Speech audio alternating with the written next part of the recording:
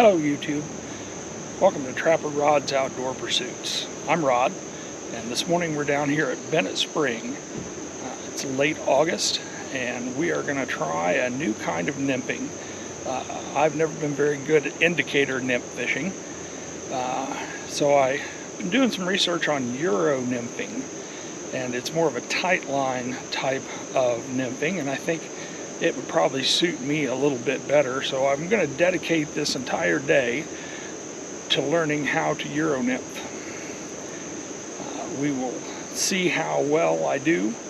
I've got the GoPro on, and so we're going to get out there on the water, get our setup done, and I will show you the setup later.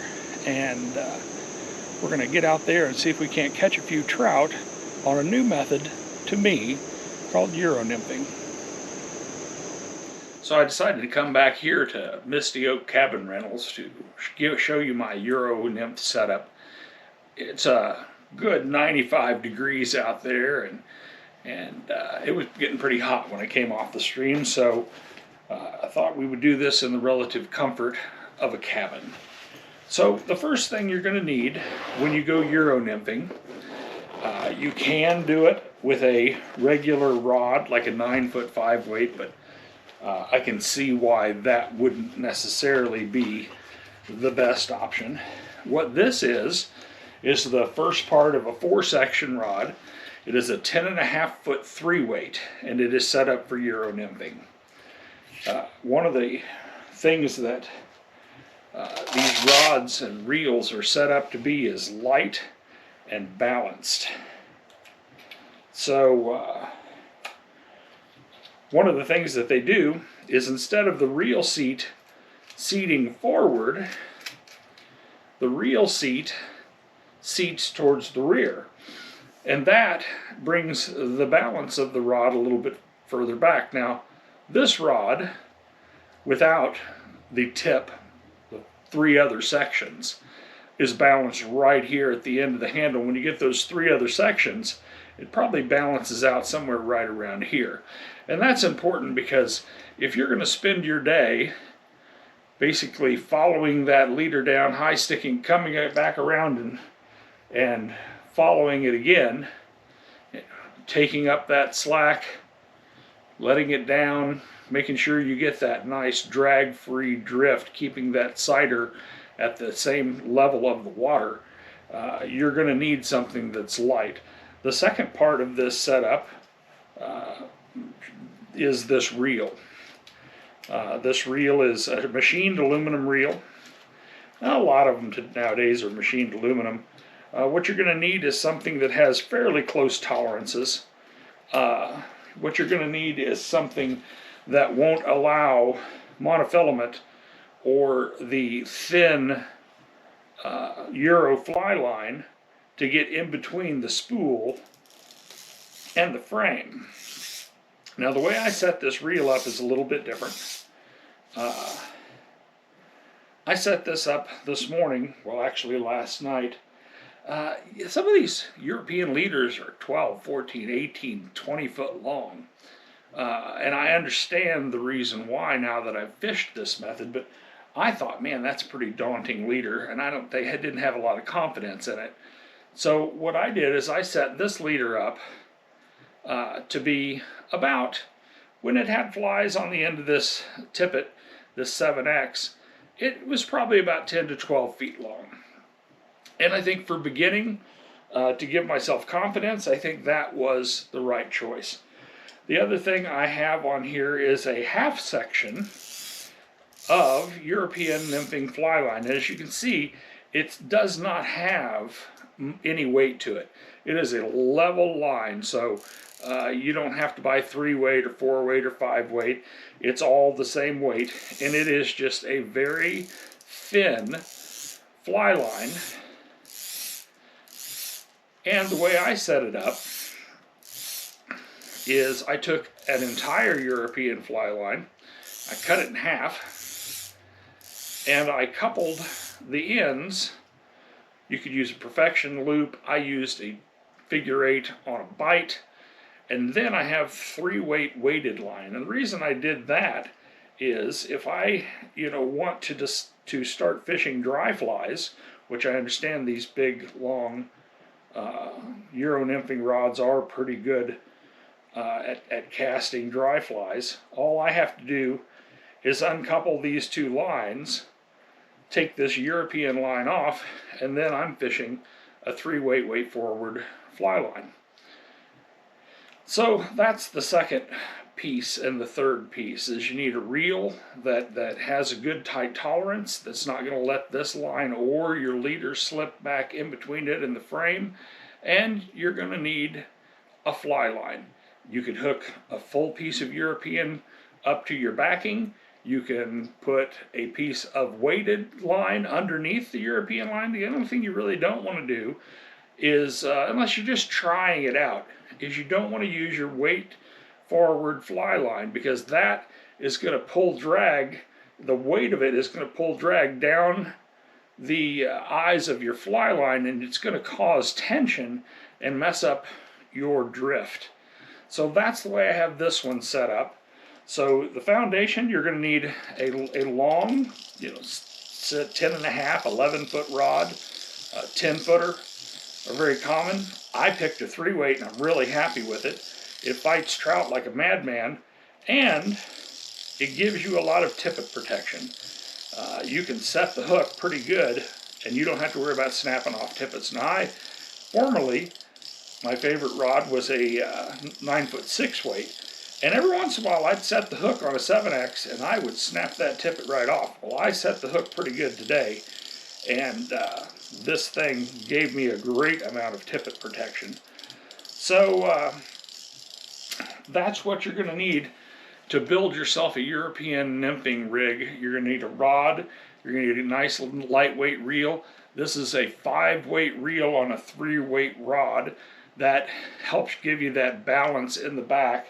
And you're going to need some European nymphing line or some heavy monofilament as your leader, and a longer leader. So that is the setup that I have. I'm sure that I'm going to tweak it. I think I like it for now. I think I feel confident enough where I can amend that leader and make it nice and long. And I think I understand the purpose of the long leader now. But that is the basis of a European nymphing rig. So we're going to get to the fishing footage.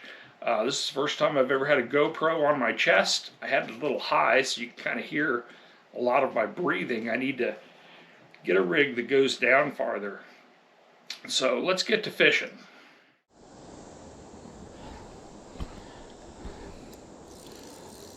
All right. This is my very first fish using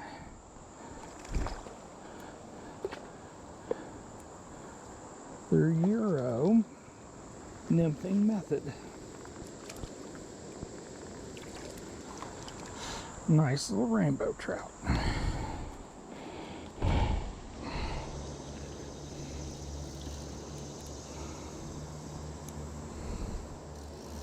All right.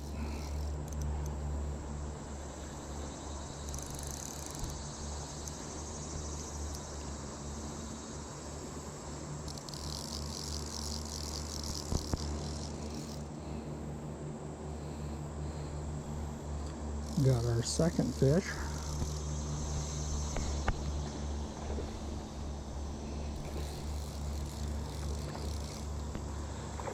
A little better fish.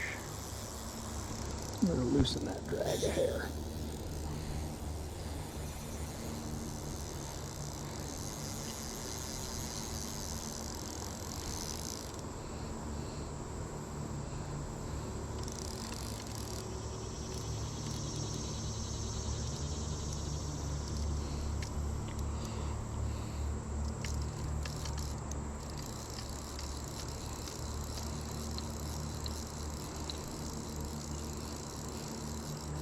There's a bunch of little trout right out in front of me.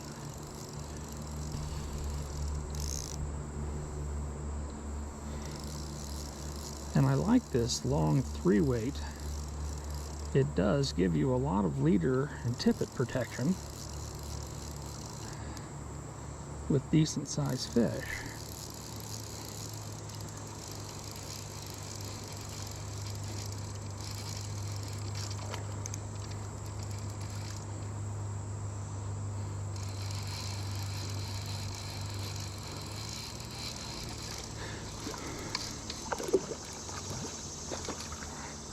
It looks like I'm getting, with this little guy, getting a bonus mop fly and a couple other lures.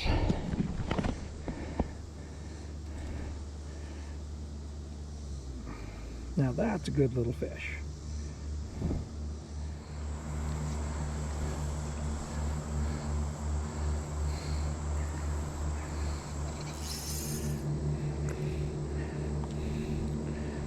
Nice little rainbow trout.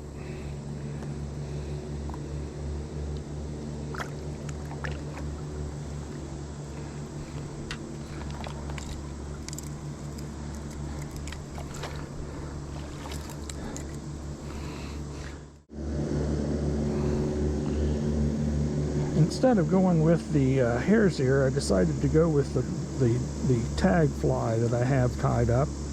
It's called Egan's Red Dart. It's got a little red here. It's got a little duck CDC type hackle. And we're going to put that in the water with our Frenchie and see what we can do.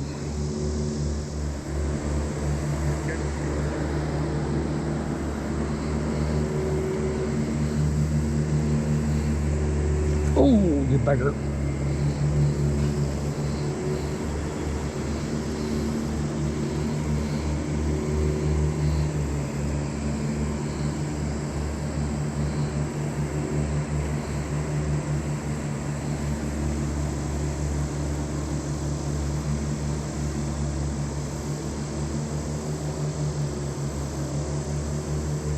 Yes, there you go. I hope that's on camera.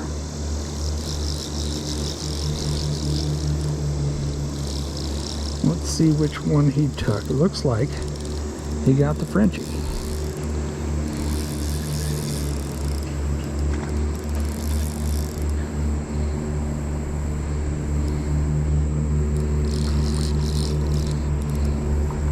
The nice thing about this Euro Nymphing is you can see the take on that big bright ugly cider, but you can also feel it.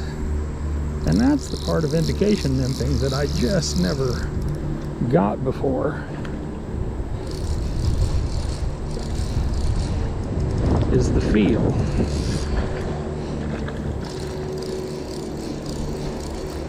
Alright, we'll get this little guy in.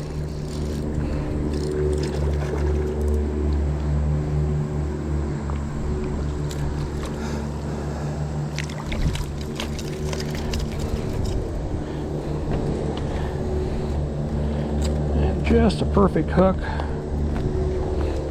Get him some water. Right in the top of that jaw. Well, that was our first day of Euro Nymphing.